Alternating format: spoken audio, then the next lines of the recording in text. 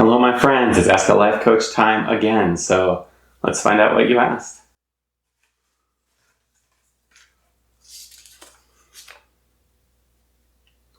What's the best way to punish children? Okay.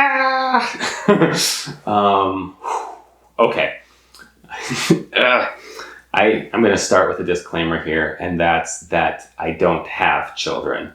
So many people would say I'm not qualified to speak to this issue at all. And if that's your opinion, feel free to leave, right? Feel free to reject and close this video, because I understand that. And I often don't tell people how to raise their children, because the one thing that I know is it's insanely difficult and kind of more all-consuming than any non-parent can possibly fathom. So I do get that.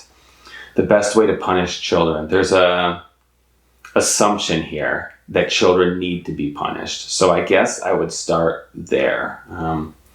Why do we feel that punishment is necessary, and what do we hope to gain from it? Remember, punishment is intentionally harming somebody in the hopes of getting some positive outcome. So you have to ask yourself first, am I okay with intentionally harming somebody in any situation? Even if it does produce a certain outcome, is that worth it? Does that benefit? Do the ends justify the means with regard to another human being who we love so dearly? And I won't answer that question for you, but I will encourage you to give it some serious thought. Intentional harm should always be a last resort. So when you decide I need to harm somebody in order to produce an outcome, you're really saying, first of all, that yeah, it's okay to harm people, and second of all, that this is the only way to do it, because if there was a non-harmful way to shape behavior, obviously that would be better, right? And that even so, that the ends justify the means in this case, and that the way that I'm engaging in this harm is, I don't know, how likely does it have to be to produce a positive outcome for you to say, yes, I'm okay with that? These are questions for you as the parent to be thinking about. Again, I'm not going to tell you how to answer them, but I will encourage you to always think about punishment as a last resort.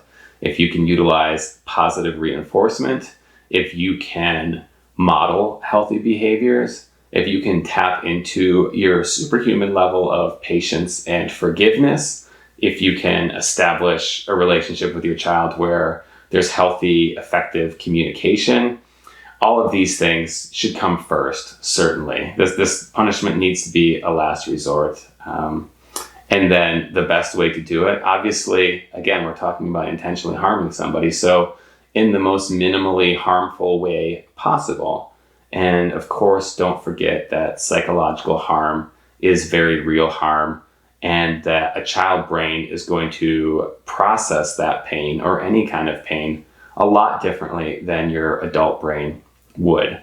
So just a friendly reminder that children are not just miniature adults. So yes, they can drive you crazy, they can be frustrating, but don't think of them as a miniature adult who's kind of doing this intentionally just to annoy you or whatever, and don't assume that they're going to process your response remotely similarly to how another adult might. So I don't know if that's helpful at all, but those are some of the reminders that I would throw out, and some of the questions that I would invite you to think about before you step too deeply into this murky business of harming other people, quote unquote, for their own good or for their own sake. So it's tough stuff. I appreciate you asking. I hope some of what I said was helpful. Let's try to be kind and compassionate and non-harmful towards others whenever possible, so long as it is possible, and see where that takes us.